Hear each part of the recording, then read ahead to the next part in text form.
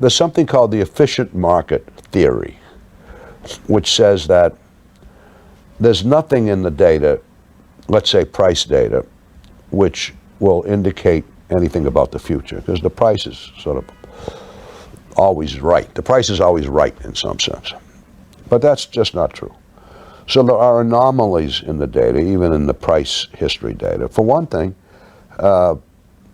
commodities especially used to trend, not dramatically trend, but trend. So if you could get the trend right, you'd bet on the trend, and you'd make money more often than you wouldn't, whether it was going down or going up. That was an anomaly in the data, but gradually we found more and more and more and more anomalies.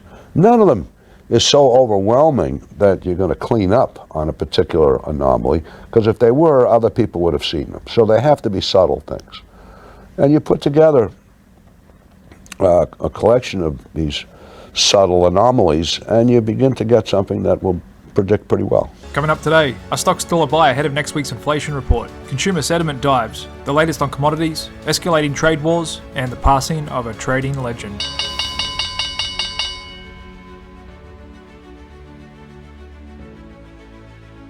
Hey, what's up guys? Welcome back to the Daily Market Review. Thanks for tuning in with me here today. And if you're new to this channel, welcome. My name's Jared. And every day after New York market close, about 5 hours, I publish these daily market reviews, informing you of all the most important news, data, trends, and charts that occurred throughout the day. And so if you're interested in active trading or investing, then hit that subscribe or follow button, and these videos will show up in your feed every day when you log in. And thanks to all my regulars for hitting that like button. You've really helped the amazing growth that this channel has seen over the last month, so I really do appreciate that. And let's dive right in. High highs, high lows again on the S&P 500. Now within a whisker of all-time highs around 52.60, just a little over 40 points away. And I'd say it's highly likely next week it comes up and pops its head above all-time highs, potentially a little fake out, before retracing a little bit and maybe consolidating and pausing, which you'll often see markets do when they hit new all-time highs. And so the market was left to trade on its own devices this week, as we had a pretty blank economic calendar. Market continued to pretty much drift high on low volume after the big backstop from the Fed and the Treasury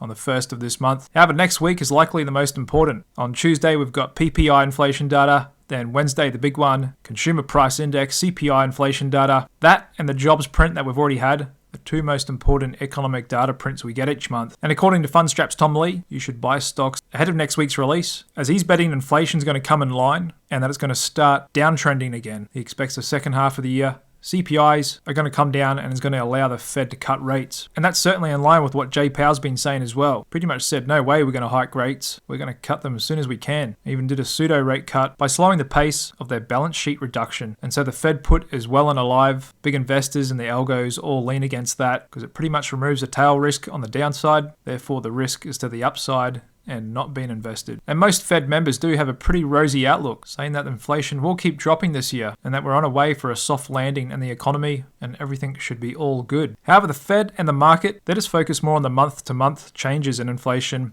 and the disinflation that we've been getting. That is, we've come off those high inflation rates in 2022, where the official CPI reached 9%. However, using prior measures of inflation back in the early 1980s that they used to use showed inflation actually got up to 18% in 2022, and still somewhere around 5% when you take into account the cost of money, people's interest repayments, auto loans, mortgages. And so while the Fed and the market is excited with this disinflation, most people are still feeling the embedded structural inflation. That's the cost of goods and services going up 30 to 40% since COVID hit us in early 2020. You can see here in this map the income a family needs to live comfortably in the US. That's based on 2 working adults with 2 children, somewhere around the 200K mark, quite a bit higher if you're in Colorado, California, or New York, getting closer to 300. And that's comfortable defined as the annual income required to cover a 50-30-20 budget. That's allocating 50% of earnings to necessities, 30% to discretionary spending, and 20% to savings. However, the unfortunate reality for a lot of people is their earnings are barely covering their necessities, yet alone discretionary spending and savings. And that's unfortunate considering the official unemployment rate's under 4% and the stock market's at all-time highs. And so we just got to look at how consumers feel out there, with the Michigan Consumer Sentiment Survey coming in a lot lower than expected, actually diving, coming in at 76. Well below April's 77, and a big component of that is people's inflation expectations rising to multi-year highs. And so why people expect inflation inflation to keep going up, it's because they're already feeling it now. So just forget about the official month-to-month numbers that the government throws at us. This right here is how people are actually feeling. And so if they think inflation's going to go up, that means they're already feeling it right now. And here's a look at the 1-year chart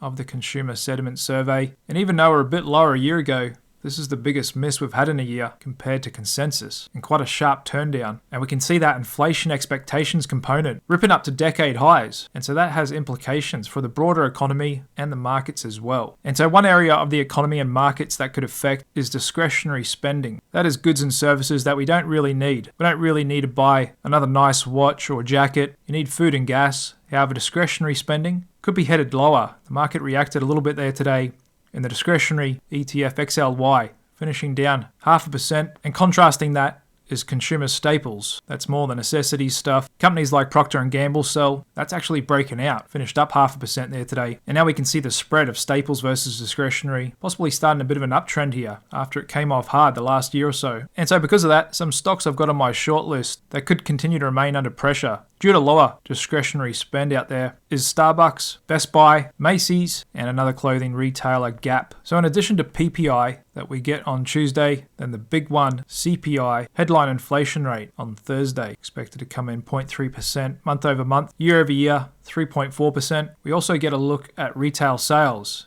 Year over year expected to have grown 3.8%, month over month 0.4%. So if we get a miss on that print, those stocks I just mentioned could come under pressure as well. As looking at that consumer sentiment survey, that big dive in how consumers are feeling about their financial situation now and going forward, that tells me that should keep pressure on discretionary spending for some time, as we still are in a relatively elevated rate environment compared to what most consumers have been used to these last 15 years or so. And interesting today was Treasury yields actually rising, since even though consumers are feeling worse about their financial situation, and you could extrapolate that, meaning the economy is going to soften, more likely we'll get rate cuts, yields should come down. That inflation expectations component breaking out is probably what Treasury bond yields are reacting to here, and just pricing out a little bit that the Fed can cut anytime soon. And as a look at the 2-year yield just holding ground a bit above 480, and the 10-year just hovering around 450. Whilst we've got high yield bonds, well, still above their 50-day, still a bit off these multi-month highs here. And even though you'll hear from a lot of people saying that rates are high, even the Fed themselves saying rates are restrictive. Like this credit market veteran says here, rates aren't high, they're just normal. Looking back in history, 5% is not high at all. Some of you may remember in the early 1980s, 15% rates. That's what I would consider as high. However, you ask most people now, they don't ever really expect or even know what it's like to operate in a world with 10% rates or higher. Most people have ruled out that possibility of ever happening again. However, history can repeat, and if there's one thing I've learnt in financial markets is anything can happen. Not only that, there's good structural reasons of why inflation could go higher as well for the long term. Not only have we got the biggest financial experiment ever with the Fed and their massive interventionist policies, and why we have to focus so much on them because they hold so much sway and influence over markets these days compared to normal economics. We've also got aging demographics in the US, same story in a lot of Western countries, even worse in Japan, and there's some correlation between the dependency ratio, and basically what that is a measure of how many people under the age of 15 and above the age of 65 relative to 15 to 65 year olds. That is basically the non-working who are dependent on the working and their tax to pay for their social welfare and healthcare as well. And so looking at CPI, year over year change, 5-year average, 15-year lag, quite scary to think that if this correlation persists, then we may see structural embedded inflation for decades to come. The only real way to combat that is if there's less dependence relative to non-dependence. And that can be achieved through a number of ways. Reduction in social welfare, healthcare, public spending on dependents, increased taxes on non-dependents, increased immigration of non-dependents, the working class. Either way, it's a huge structural issue. If you've got more than half your population dependent on less than half to support them. And just looking across the pond in England, their markets just repriced rate cuts as well. So they just got a surprise increase in GDP, coming in 0.6%.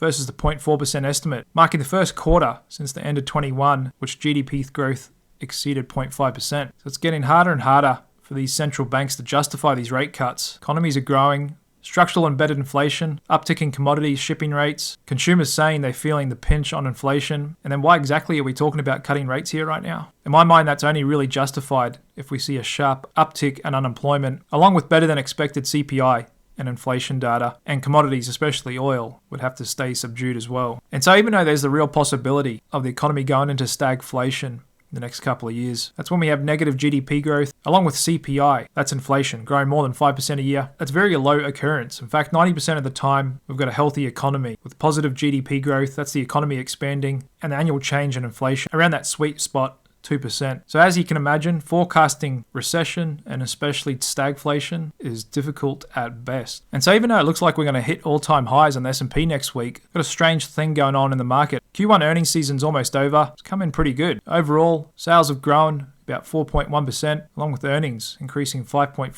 75% of companies have beat forecasts, and the average beat has been a huge 8%. However, companies that are missing have seen their worst market reaction in over a decade. On average, down 4.3% the next day. This market's got little tolerance right now for any misses, with some saying that could be as good as it gets for the rally. We may top out at all-time highs, and that yields are still too high for stocks to be able to keep doing well. We need a really significant shift down in the cost of capital. In addition to earning misses being punished, we've also got the defensive sectors of utilities ripping up here and leading the market by a wide margin over the last couple of months. And that's a few things. They're reacting to these lower bond yields, also the potential stagflation trade, as utilities do the best in stagflation, but also something I've been talking about for a few months, and that's the AI boom, creating a huge demand for electricity and other utility stocks, including nuclear energy, with companies like Amazon now even buying a nuclear power plant and putting an AI data center right next to it to feed power directly into it, because these AI data centers use so much power. Every time you ask it a question, it's crunching enormous amounts of data, and that takes enormous amounts of power. And that growth in data centers is expected to explode throughout the rest of the decade and could potentially add over 50 gigawatts of demand alone. A little bit of a change today, and apart from consumer staples, the second best performing sector today is actually semiconductors, popping back up after having losing their leadership this last month or two. That's on the back of Taiwan Semiconductors' latest report that said April revenue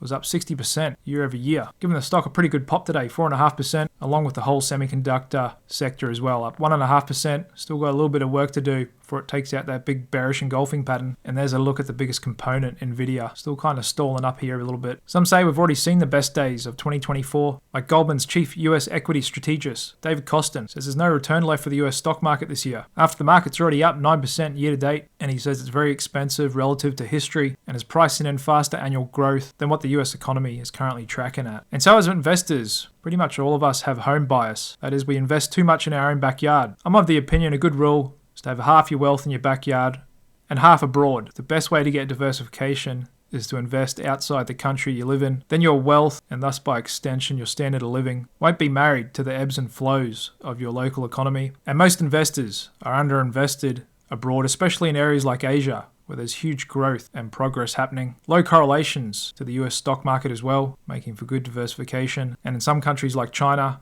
most investors have given up, even calling it uninvestable. Japan's been doing really well this last year, their stock market that is, not their currency. And we've just got Hong Kong and Chinese stocks breaking out, leading global stock markets higher this year. And we saw that again today in the Chinese large cap ETF. Higher highs, higher lows, up over 17% for the year. Also got Hong Kong shares breaking out as well. Just moving on to commodities. Looks like gold's found its footing here these last couple of days. And gold does react to interest rate expectations. Typically likes it when rates are lower, as it kind of competes with treasury bonds as a bit of a safety trade. And there's a look at the price action in gold, finding support on the 50-day and seeming to be ticking up a little bit higher here. And it too, only about 100 points away from all-time highs. Got one of the greatest investors, Stanley Druckenmiller, saying copper's a great bet for the next 6 years because of EVs, data centers, and missiles all depend on it. Said he started a new position in Freeport McMoran, and he said it's a pretty simple story. It takes about 12 years greenfield to produce copper. Got EVs, the grid, data centers, and believe it or not, munitions. And there's a look at Freeport, which he invested in. Most recent earnings quarter beat expectations by 20%. Stock looks to be in an uptrend and breaking out in the monthly chart as well. Another way to get exposure to the copper industry is through the Global X Copper Miners ETF, COPX. It's got about 2.2 billion assets under management, holds 41 stocks, dividend yield of 1.87%. And there's a look at a long-term 3-month chart. Seems to be breaking out, but still off these highs from 2011, like a lot of commodities actually. And it's not looking good for our future costs for a lot of foods, as the biggest input out there, wheat, is ripping higher here. We've got weather issues in Russia, Brazil, other major producers, and even though the supply-demand setup is not that bad, as I always say, technicals lead, fundamentals follow, and the technicals are pretty strong here in wheat. It is ripping up strong on volume, trend strength, well into trend mode, and it looks to have woken up a bit here. Who knows, this may go the way of cocoa. Same deal with closely related corn as well. It's got that same technical pattern of momentum thrusts on volume, and we saw what happened with cocoa. Last time we got that similar momentum thrust on volume, went on to tear and rip up above $11,000 a pound before it's just come off this last couple of weeks here. And just looking at the business cycle, which is made up of 4 phases. You got the expansion, which is dropping unemployment, rising production and markets. Then you go into late cycle, where things peak out, plateau, unemployment can start ticking up. Then you go into the recession, unemployment spikes, economy contracts, then it bottoms out in early cycle and starts all over again. So if we're coming up to late cycle, looking back in history, commodities shown here in the middle blue, along with gold, do way better than stocks, 10-year bonds, and that can persist even going into recession as well, when stocks normally get hit the hardest. And it's normally in that early cycle bounce back, going into the expansion where stocks outperform, and that's what we've had for a number of years now. So in addition to investing abroad, an allocation to commodities is a great way to achieve diversification and fortify a portfolio if we are in that late cycle and do go into a recession next year. Not only that, but looking at the long-term data, going back 70 years, popular belief, the 60-40 portfolio, that is 60% stocks, 40% bonds, is the way to go, and that's pretty much how it's been advised by banks and brokers for decades now. However, what actually outperforms in the long run is 60% stocks, 40% commodities, like we can see in this chart here. And just touching on geopolitics, looks like the Biden administration went ahead and paused the delivery to Israel of a shipment of 1,800 2,000-pound bombs and 1,700 500-pound bombs on the back of Israel pushing for an invasion of Rafah. That's Gaza's southernmost city, where they're wanting to finish the job and defeat Hamas. However, it's becoming more politically difficult for the Biden administration to keep backing Israel in their pursuit and all the bad images that are coming out of the Gaza Strip. We've also got the Biden administration going to hike Chinese electric vehicle tariffs. On the back of Janet Yellen's trip there about a month ago, doesn't look like they were successful in what they're trying to do, so they're going to go ahead and slap them with tariffs to keep local US producers competitive from the flood and onslaught of cheap Chinese EVs that have been heavily discounted by government stimulus over there. And so we could be going into escalating trade war with China likely to hit back. And that's the common Chinese strategy. And that stems from their long-standing culture, even going back to the art of war, is to match your enemy step for step. So what the enemy does to you, they do to themselves. And so that's been China's long-standing strategy, so they'll likely come back with something to match that as well, as they seek more and more to stand up to the US and bite back when they can, even though for now the US still has more leverage over them. And speaking of art of war, it reminds me of a famous quote from an old warrior by the name of Zhou Zhu, who some say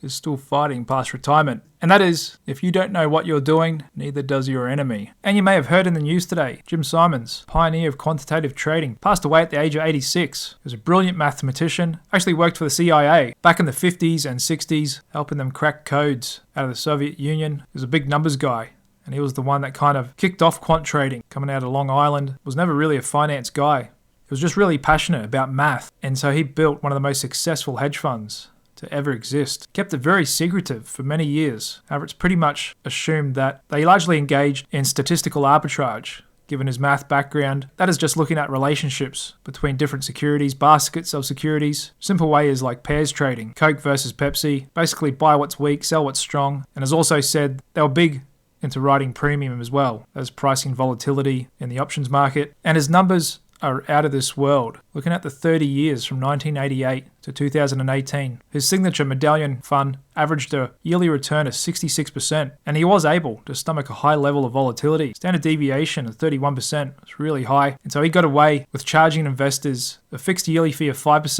and then by 2002, 44% performance fee. Standard in the industry is 2 and 20, and because of that, he had to cap the fund size at 10 billion. And so pretty much no one else in the industry has numbers like these. And so you could kind of say he mastered the markets, became a very wealthy man because of it, along with his investors. Just looking at the growth of $1 from 1988. By 2022, that $1 turned into $758 compared to the S&P 500, which turned into $40. And keep in mind, that's after he was charging those huge performance fees as well. And Jim was someone I followed in pretty much all of my 20 plus years in trading. And he was full of wisdom, often have really good points, real straight shooter, tell it how it is, encouraged generosity, and to have purpose and meaning. And the one that sticks out to me the most is he said luck plays a meaningful role in everyone's lives. And it's true. He also said the harder you work, the luckier you get, but acknowledged even though he was a smart, driven, hardworking guy, he did get lucky as well. And that again just shows his level of humility. So a great man all round, and someone a lot of us in this industry looked up to. And so he wasn't just a great trader, he also helped to educate others, gave many talks at universities, donated to US math programs, encouraged kids to learn more about maths, and he summed it up eloquently not too long ago in his twilight years, saying, "I did a lot of math, I made a lot of money, and I gave almost all of it away." That's the story of my life. So rest in peace, Jim Simons. Probably be a long time before we get another one like him. All right, just diving back into the charts, we've got breadth continuing to improve here. 57% of stocks above their 50-day average, and the VIX still crushing. So we're on our way down to low 12s, given plenty of opportunity for hedging. There's a dollar index just hanging around the 50-day. Bitcoin coming off a bit today, and pretty good global stock market equity breadth out there. There's Canada's TSX actually getting to all-time highs today, along with the UK FTSE on a bit of a parabolic rip. Same deal with German's DAX. The China 50's doing well, and a bit of a pullback on Japan's Nikkei and Aussie 200, just consolidating a bit below its all-time highs as well. A little bit of a tick up in inflation expectations on the back of that consumer sentiment survey. It was a defensive factor of low volatility. Best performing factor today, growth actually come off. There's cannabis kind of just hanging around below its 50. Apple seems to be defending its gap up after earnings and the big buyback announcement. There's Meta sitting right at its 50. More weakness for Tesla, losing its. Pretty rough day in the meme space today. Most of them came off. Sharp pullback in AMARK. Got a lot of volatility in this stock now. Say we're coming back down to test 34 zone. See if we can find support there. And in addition to utilities, consumer staples, also got aerospace and defense stocks doing pretty well here. There's RTX, Lockheed Martin, L3 Harris breaking out, along with General Dynamics. And we've still got those staples like Coke, Pepsi, and Procter & Gamble. Doing well here as well, along with the big banks reacting well to these softer bond yields. Okay guys, there we have it for the week. Like I said, not much out on the economic calendar. 1, 2, 3, 4, 5. The market slapped on 100 points from where we finished last week, and it's been nothing but up since Jay Powell and Janet Yellen came out. And like I said, my forecast for next week is we come up to all-time highs, maybe do a little bit of a fake out, pop our head above it, and potentially pause and consolidate. But of course, that all depends on the prints we're going to be getting next week. PPI Tuesday, CPI Wednesday, that'd be the big one, along with retail sales. And we're pretty much at the back of Q1 earnings season. Volatility's right on the floor. Oil's pulled back, along with bond yields. Pretty much risk on mood across the market, but we've now got consumer discretionary. In fact, the only sector underneath the medium-term 50-day average, like I said, on the back of that weaker consumer sentiment, discretionary spend should be unlikely pop higher over these coming months, but we'll get another look at that with retail sales. So thanks very much for tuning in to my daily market reviews and for all your support and comments. Enjoy your weekend, and I'll be back with you again next week. Cheers.